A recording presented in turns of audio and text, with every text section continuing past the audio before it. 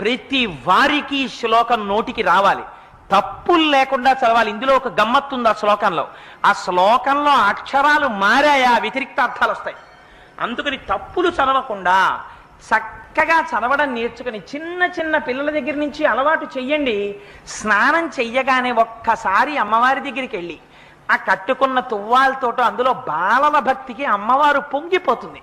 కూర్చుని అమ్మా శరజ్యోత్స్నా శుద్ధాం శశియుత జటాజూటమకుటాం వరత్రా సత్రాన స్ఫటిక ఘుటికా పుస్తకరాం సకృన్నత్వా నత్వా కథమివ సతాం సన్నిదదతే మధుక్షీరద్రాక్షా మధురి మధురీణా ఫణితయః అని రోజు అది చదవడం నేర్పండి.